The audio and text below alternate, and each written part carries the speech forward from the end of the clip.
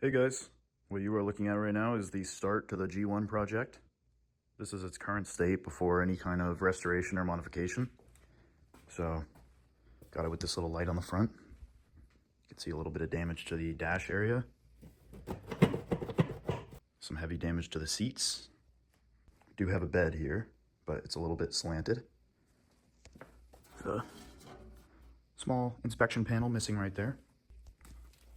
Previous owner has installed a full-size hitch. Looks like it came from a different kind of cart. Workman cart. Suspension is all stock. Front bumper is a little bit bent. Let's look under the hood. Alright, so this is what we're dealing with under the hood. It's fairly complete. All the electronics are there. We do have all the plastic parts for the engine, all the shrouds. You can kind of see the condition of the body underneath. You can see the inspection cover missing better from down here. The oil injection system is still fully intact. I'm probably going to delete that and just mix the fuel. I'm going to measure the height of this. All right, so factory height up front, just below 19 inches. Just below it. Let's get the rear.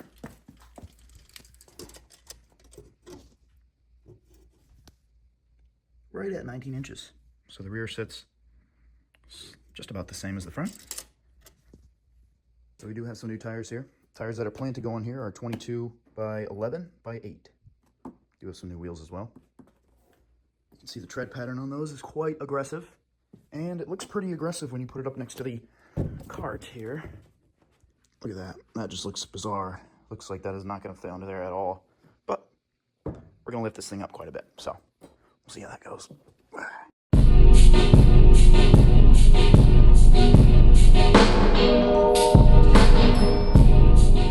So, now that I got that front end off, this is what we're dealing with here.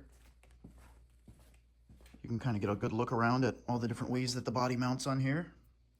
This is what the front end is going to look like on the stock Yamaha G1.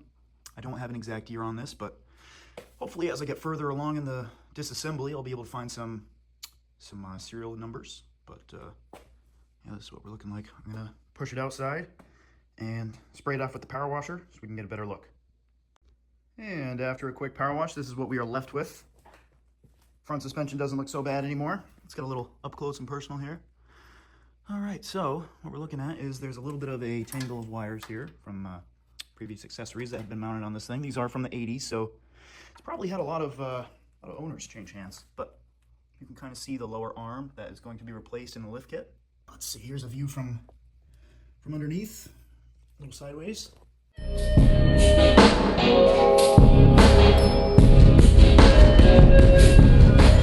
The bed and the seats have been removed, as well as the kick plate down here. So you can kind of get a look over the body, what it looks like without the seats. And the bed is likely an aftermarket edition, so you might not have to remove the bed in your case, but I am planning on keeping the bed. I do kind of like having that utilitarian feature there. So here's just a quick look over the body before I move the rest.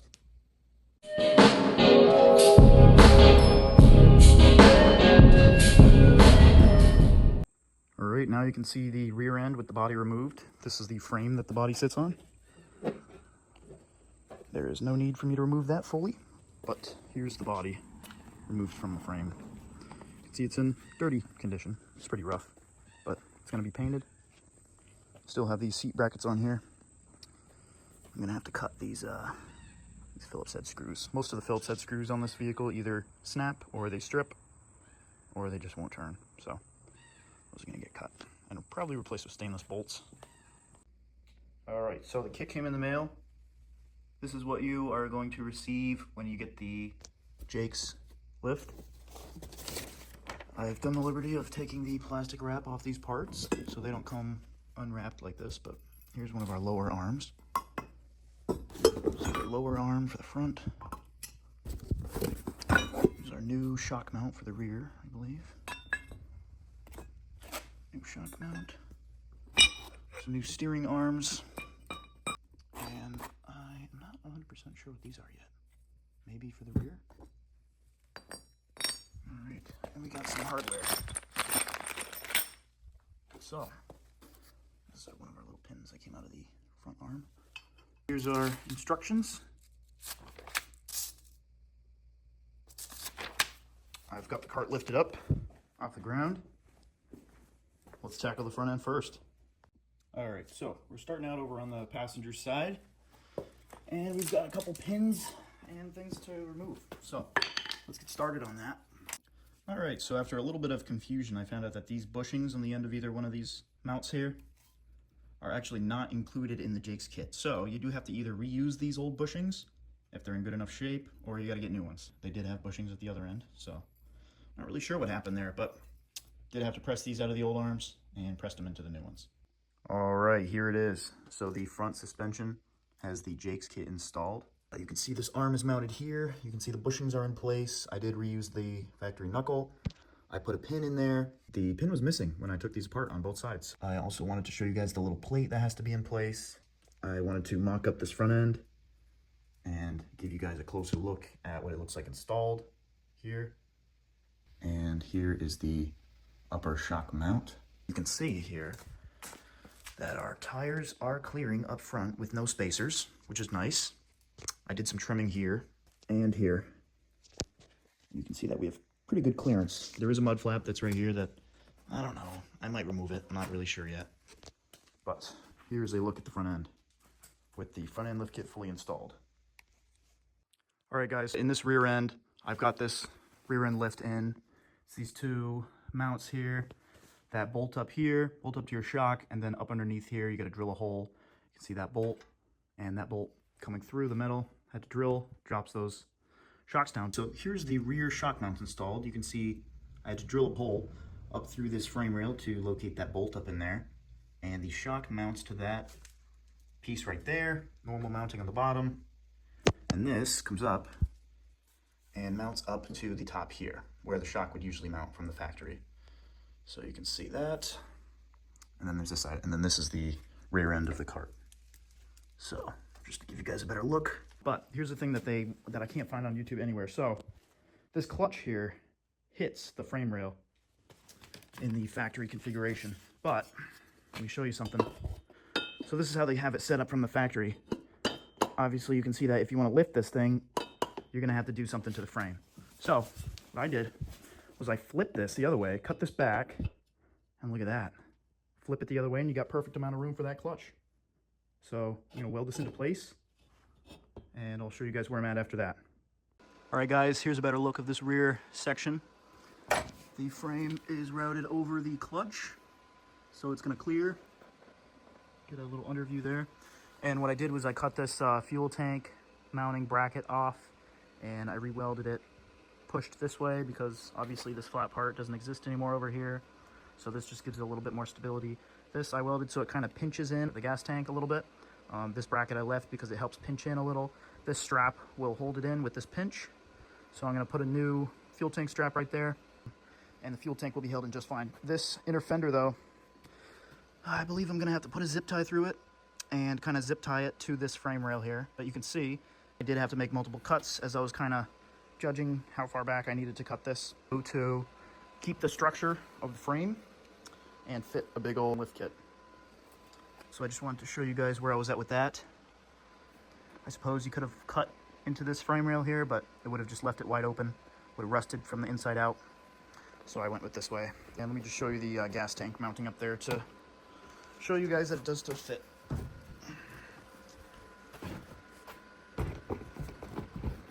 So it's a tight fit, but it does still go right back into place right there, just like so.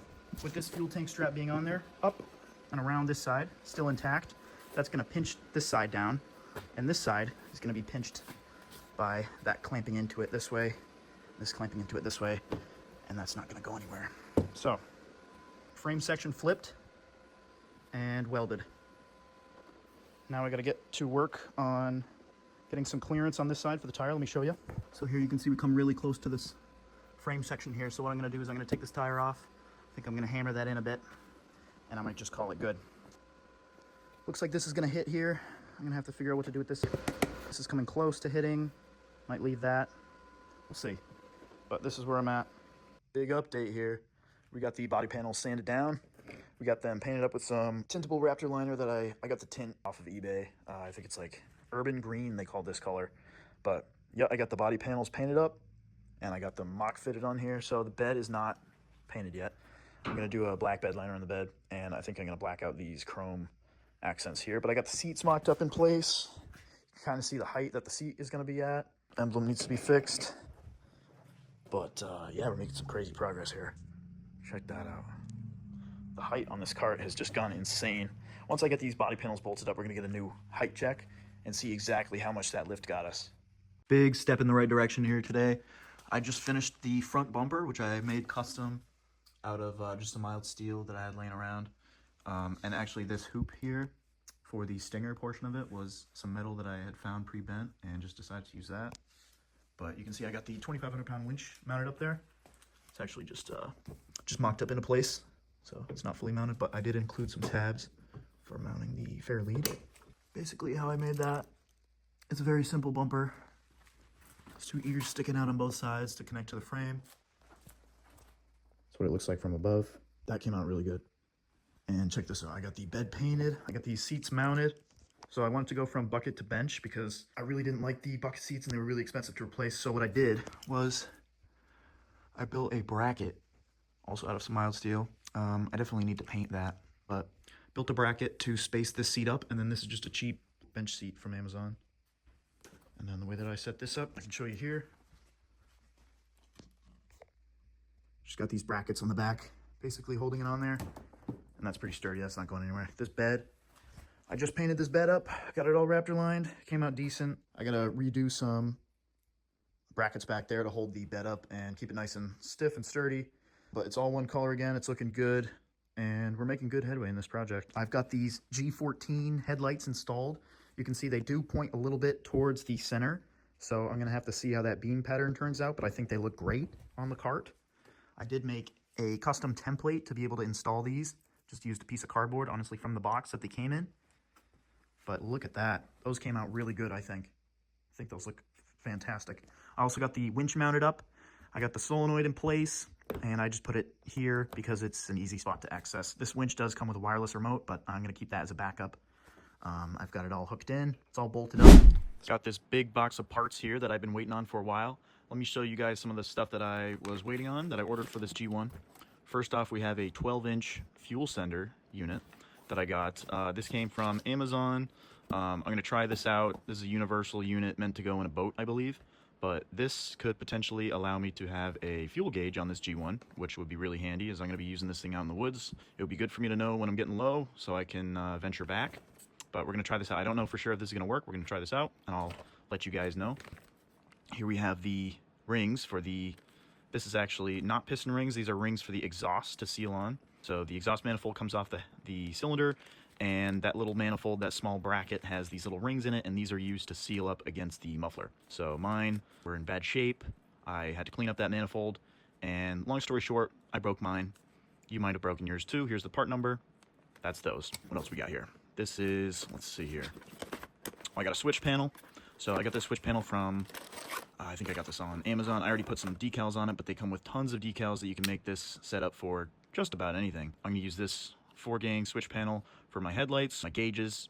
I'm gonna have a light on the underside of the body actually, so that when I pop up the body, I'm gonna have a light that I can turn on to check out the engine. And this foredeck light is the closest thing that I could come up with for a light for my bed or my cargo area. This is gonna be a neat little switch to have, switch setup. It comes partially wired actually, so these will light up, which is kind of cool. You can also wire it in a way that they only light up when they're switched on, but I'm gonna have a separate switch actually that turns on my 4-gang switch block, and that will allow me to have these ignited and lit even when they're off, and then when you turn them on, there's a second light that comes on that kind of shows you that they're on. But this is a high quality 4-gang switch block. You can get a no name. It's about the same thing. Want to make sure these are waterproof, as the G1 does not have a roof on it, so it's going to be exposed to water. But here's that. Headlights, obviously, you're going to want to be able to turn those on and off. Gauges, I figured, I don't know, it'd be handy to be able to turn those on and off at the flick of a switch. Obviously, this light needs to be turned on and off because it needs to be off when that lid is down, and I didn't want my bed lights on all the time, so that's what this is for. You can get ones with more switches or less switches, but I like this setup, so this is one that I went with. So this is a breaker, 40 amp breaker. I am going to wire in a fuse panel into the electronics that I'm gonna wire all those switches from that are gonna go to all my accessories. This will be before the fuse block so that the whole fuse block will actually be fused on this 40 amp breaker, which will be handy. So I did get a big bore kit. I got a big bore kit, came in the mail. I got it from a guy that I found actually in a Yamaha G1 group on Facebook called, I think it's called G1 Onlys or something like that, G1 Only Club. This guy, he's a great guy. He set up this kit. These are just some notes that he put in the kit. Got gaskets, crankshaft seals. The cylinder is in the garage right now. I'm actually indoors, but the cylinder, I did paint that up. Couldn't help myself. I am painting the engine components. Pretty soon I'll show you a little video of the engine. I tore the engine out, took it apart. So here's the new choke cable. You can get this on eBay, I believe. And I also got some new tabs for my air filter. All right. Let's see what else we got here. So this is also just nomenclature. Oh, here we go. Gene Paulus. That is the guy that sold me the big bore kit. Here's his card. And we got some installation notes, which are really handy that he throws these in here. Got some drawings and a couple of pictures. So that's really handy that he throws this in. I did get a 71mm bore, big bore kit. That is going to do great. We're going to see how that goes. Got some rock lights. These are cool. Here's the numbers on that. These, what I'm going to use these for is I'm going to have one or two of these under the hood. So when you lift up the body, that one of these is going to shine down on the engine bay. Let me just show you what these look like real quick. These are yellow colored ones. I'm using red ones of these, 2 on either side. So 4 total in the rear, red as my tail lights. But these are going to light up the cargo area of my bed and underneath the body. So there's 4 of these in this box. All right, here we have a torque spring for the clutch, for the secondary clutch that this is going to be installed in. We're going to see how this does. I've heard mixed reviews on this, but with the big bore kit and the jetting in the carb and the removal of the flapper and this thing that I'm going to show you next, it might be a good idea for me to throw this in. I'm going to install this, see how it goes. If I don't like how it's driving for some reason, maybe I'll try to take this out and see if it changes anything, but this might give me a little bit extra torque on the low end. I'm okay with sacrificing high speed for some extra low end torque, which apparently is what this might do, but it does get mixed reviews online. It's the red spring, comes with a little washer and stuff that's tucked in there, but we'll see how this does. I'm going to install this and show you guys this after it's installed and give you my thoughts on it. This is pretty cool. I heard that this retails for over $100, but I found this on eBay for 70 bucks, I think. It is real. Here's the part number on that. It's for a YFS 200 Yamaha Blaster. This is a reed cage, and it uses a carbon fiber reed with a composite cage. It is a different style than the G1 reed cage, but apparently this thing is huge for power gains, and it's gonna pair great with my big block kit. So this is that. It does have the same bolt pattern. It is a slightly different style cage design, so we're gonna have to see how well this fits. But I did match it up to the cylinder, and it does look like it's gonna fit. So we're gonna see that in a little bit. This is a Wasner piston that was included in the big bore kit that I got. I can pull this out real quick for you guys. So he does send this with the rings already spaced, gapped, checked, and installed. So they are also laid out to the proper place. And then here's that piston.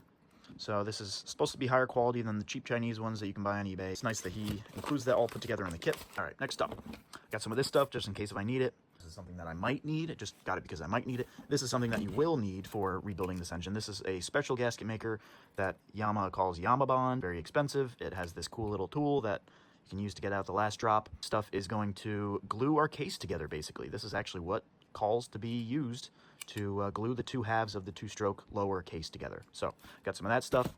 Here's our fuse block that I was talking about. It's a nice little fuse block. This is going to make all of our accessories fused, and as you saw before, this does have a breaker going into the main feed for this fuse block. It's going to keep things nice and electronically safe. Here we have a voltage gauge, and the box comes apart, but here's our voltage gauge. Nothing too special here. I did want a nice big analog gauge for that. I didn't want a little digital one.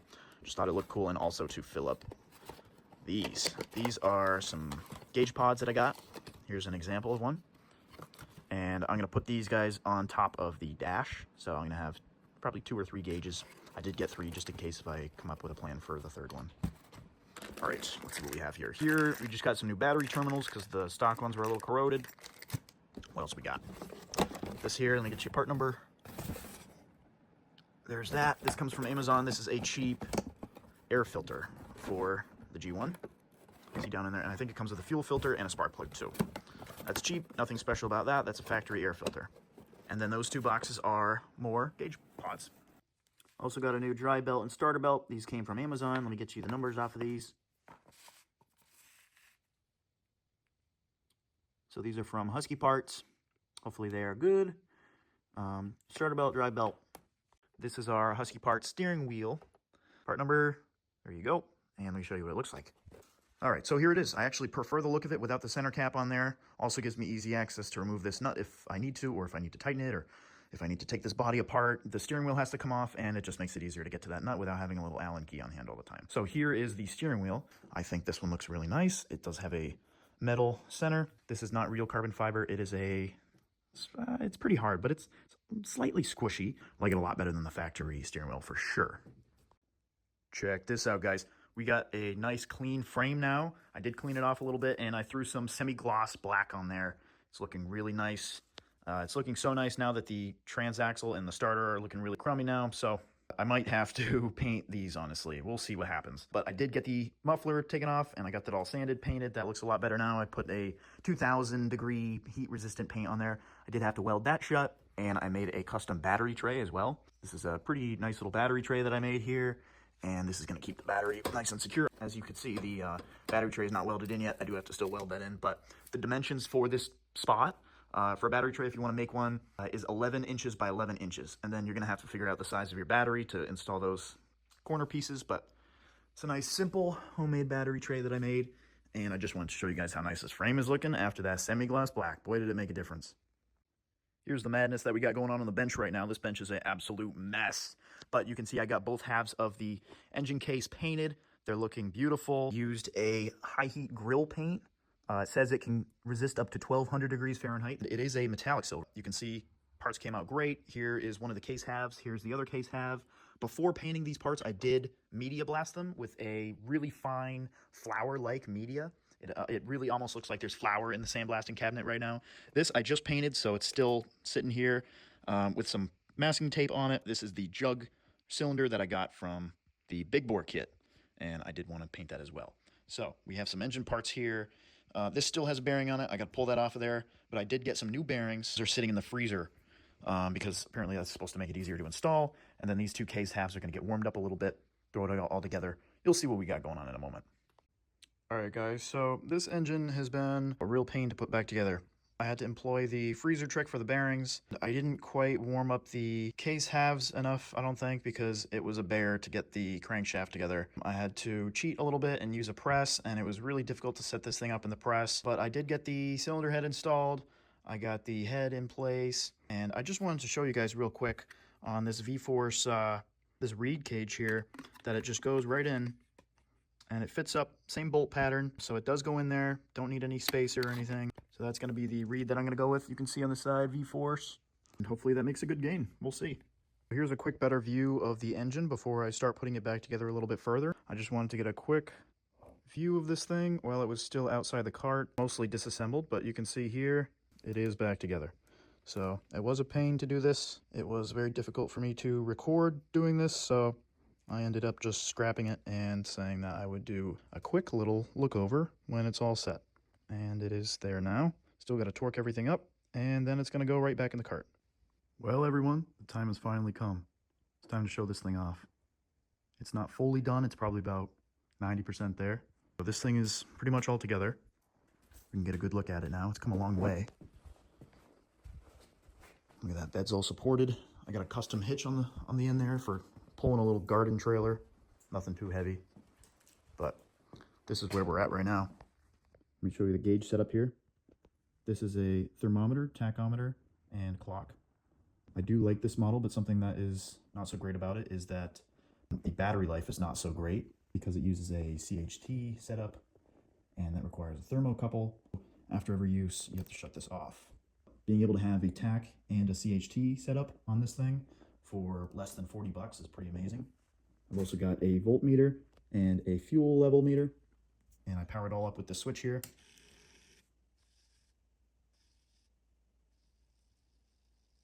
So you can see that working. And this is a master switch. Also got some USB ports here. We got a new choke, new ignition. I've also got some switches on the side here for the headlights and other lights. Let me just show you what these headlights look like.